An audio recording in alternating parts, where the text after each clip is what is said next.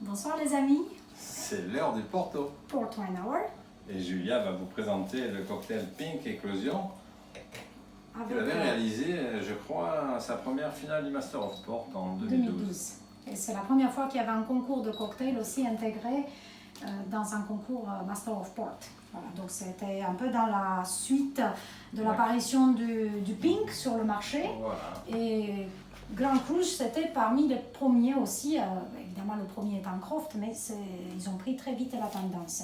Alors pour dire deux mots sur Grand Cru, maison qui existe depuis 1887 et qui en 1974 a été achetée par la Martiniquaise.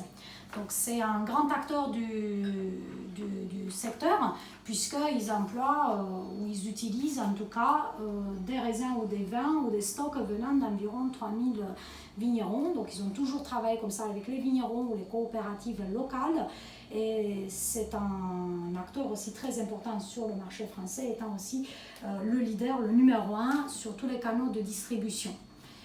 Évidemment, Grand Cru ne se résume pas qu'à ça. Depuis peu, ils ont acheté aussi Seda Silva. Oui, la maison d'Alva. Voilà. Avec la très belle Quinta de Ventezol qui Exactement. est absolument magnifique. Donc du coup, ils ont réuni en fait beaucoup de têtes, de génies de toutes ces maisons qui travaillent en fait à la vigne, à la vinification. Et donc il sort aussi des produits originaux. Donc là c'était le Grand Cru 130, l'anniversaire. Donc c'était mon cadeau pour le Master of Port 2017.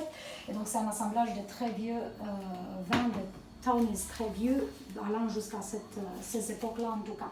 Ça n'a pas duré longtemps, vous voyez, la bouteille est vide. Évidemment. Il vaut mieux puisque l'embouteillage était une mise en bouteille. Si je me rappelle 2017. bien, elle était 2017 forcément, donc voilà. Il vaut mieux pour des tons âgés les consommer de suite, il ne faut pas les laisser vieillir. Alors mon cocktail, puisque c'était bien le but, se compose de 3 centilitres par personne bien sûr, de Grand Cru Pink. Ensuite, 2 centilitres d'apérole. Donc on utilise l'apérole parce qu'il est moins alcoolisé que le Campari et ça amène ses amers. Une petite touche d'amertume qui enlève un peu la sucrosité. C'est ça, parce que la sucrosité va venir avec le Porto évidemment, mais aussi avec le sirop d'hibiscus sauvage qui amène aussi des touches un peu florales. Floral et fruité. Donc on shake tout ça. Et on va finir avec un petit peu de Perrier pour la bulle et la texture. Oui, et puis en même temps, ça va donner un caractère un peu rafraîchissant. Tout à fait. Voilà, servi sur glaçon. Et puis en plus, on a utilisé donc les verres Chef et Sommelier, le Reveal Up Fresh 30 centilitres. Donc le fresh parce que la base, elle est remplie d'un liquide aux propriétés adiabatiques. Et donc ce liquide va garder en fait la base très glacée, très froide pour que le cocktail se déguste à la bonne température tout au long de la dégustation. Voilà, comme quand on garde une bouteille d'eau ou de vin dans Voilà, donc on peut passer à la dégustation, je pense. La décoration, normalement, tu mets une carambole. C'est ça, mais bon, c'est un peu difficile de trouver On ce n'en avait fruit. pas là. On a utilisé une tranche de Granny Smith, puis la fleur confite et bien sûr une petite fraise avec un brin de menthe. Voilà, ça fait floral. Merci. Voilà, je t'en prie. Alors, On va passer à la dégustation parce que on n'a pas voulu acheter des pailles en plastique parce que Ça évidemment fait pas dans l'air du écologique. temps c'est pas très écologique. Donc on mais, va faire. bon, là, la déco peut être tout à fait comestible. Elle est comestible. Voilà. D'ailleurs, ça peut servir de petits amuse-bouches. Et moi.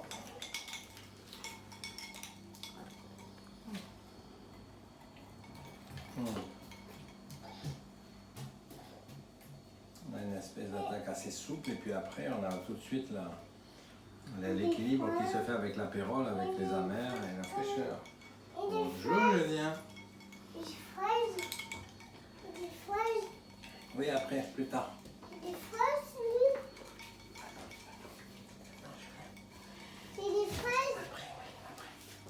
C'est très gourmand, c'est un cocktail très gourmand, vous voyez bien, les fraises, la fleur d'hibiscus, le confit. Puis c'est très estival, c'est vraiment dans les couleurs de l'été et très frais.